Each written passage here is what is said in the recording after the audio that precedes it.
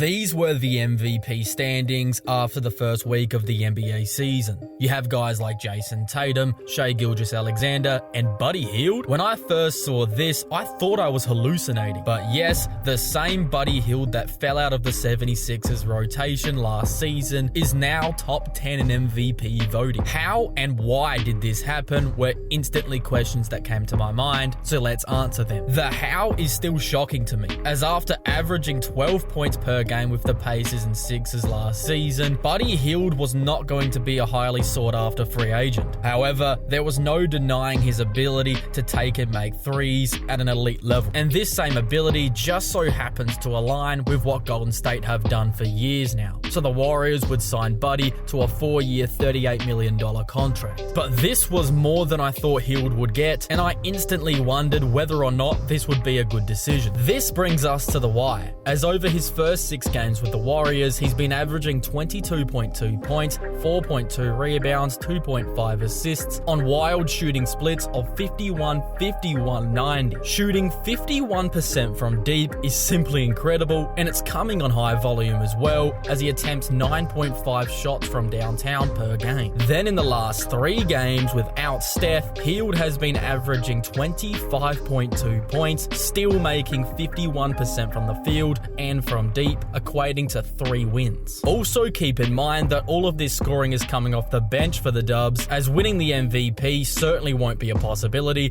but the 6th man of the year is still a real discussion for Buddy Heild, and so far he's got to be the leading candidate. For the Warriors as a whole, strength in numbers has been their motto for years, and so far this season, that's been the best way to sum up how it's been going. And with the return of Curry happening any day now, the Warriors will be even more dangerous offensively, and here's why. Obviously, the shooting ability of Steph and Curry has a lot to do with how good their offense is, as Steph is able to consistently knock down jumpers from anywhere, at the cup, in the mid-range, or even 30 feet from the basket. However, it's not just his individual scoring ability that makes the Warriors' offense so dynamic, as it's also what we call his gravity that makes everybody on the team better. For example, the second Steph crosses half court, he's a threat to make a play, either by shooting the ball or making a pass. This kind of defensive pressure makes guarding him more than just a one-man job, which then allows the other 4 players for the Warriors to make plays off the ball, either by cutting to the basket or popping open for 3. Buddy Hield's 3-point shooting ability at his position is something Golden State know how to properly utilize thanks to Klay Thompson. If you look at Crafted NBA, they have a tool that gives us a player's most like-to-like player, and for Buddy Heild, his most like-to-like player in the NBA right now is Klay Thompson, which made him a perfect fit as he slot right into this Golden State offense. This was the role that Klay Thompson thrived in, and now Buddy Heild is finding that same success. Here, Buddy Heild hands it off to Steph. George is helping on Curry as he's clogging up the driving lane. However, you can't do that against Buddy Heild, as you've just given one of the best 3-point shooters in the league 10 feet of space, and as George closes out, Buddy Heild uses an up fake to create even more separation to knock it down. This is the kind of shooting ability I'm talking about with Buddy Heild, as here off a jump ball, Buddy Heild takes this shot. This shot looks wild, but when you slow it down, it isn't that crazy. Even though Collins does pick him up, his hands are down.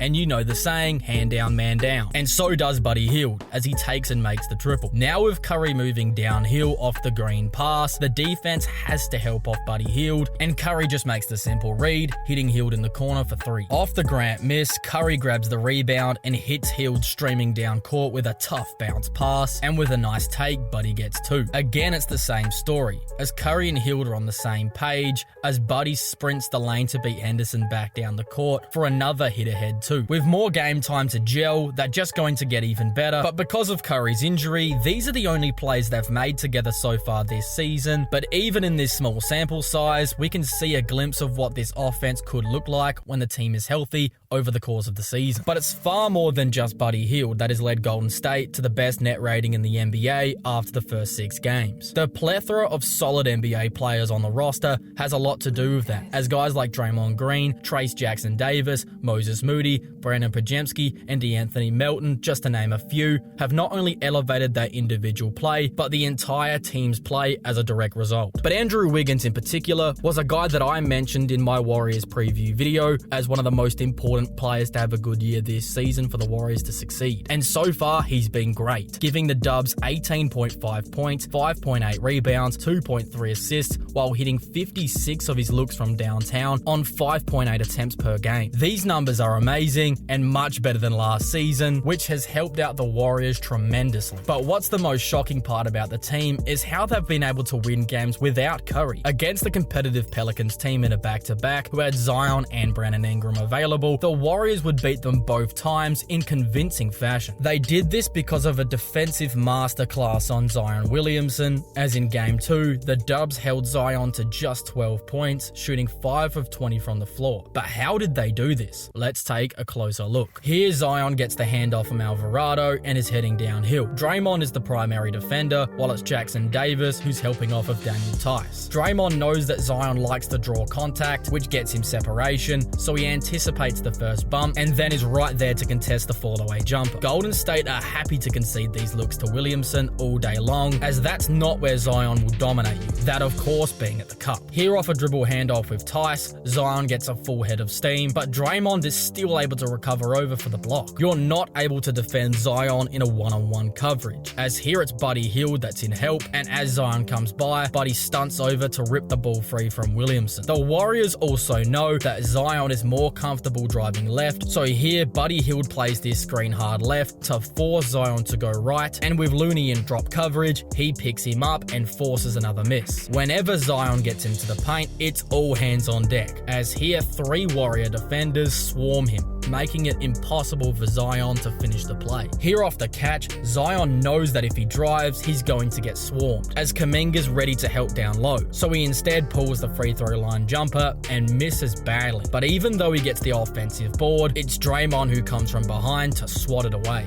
The defense of Draymond Green is still a very real asset for Golden State, as here Dre denies the post entry to Zion, and then once the Pelicans move the ball to get it back to Williamson, Draymond gets the steal from behind. Draymond Green dominated Zion Williamson in the game, and as a result, the Pelicans would only get up 89 points in the game, which is a stellar defensive performance in a modern NBA game. Showings like this not only show us that Draymond Green is still an important piece for the Warriors, but it also gives us a glimpse into why the Warriors have the second best defensive rating in the NBA so far this season, holding teams to just 101 points per night, which is a historically good defense. When the Warriors ran through the NBA in the past, it was because they had great defenses, which perfectly complemented what they did on the other side of the ball with their unstoppable offense. In the 2022 championship season, they had the best defense in the NBA. In 2018, it did slip down to 11th, but that's still about top 10. In 2017, they had the second best defense. In 2016, the 73-win team had the 5th best defense, while the first championship squad in 2015 had the best defense in the NBA that season too. So with it being clear that whenever the Warriors have been good in the Stephen Curry era, it's been because of an elite defense. So when we compare this current Warriors defense to defenses of the past, things are looking good for the Dubs this season. But that's just my take. Do you think the Warriors could legitimately be a threat in the Western Conference, or are they still one move away from legitimately contending? Let me know in the comments section below.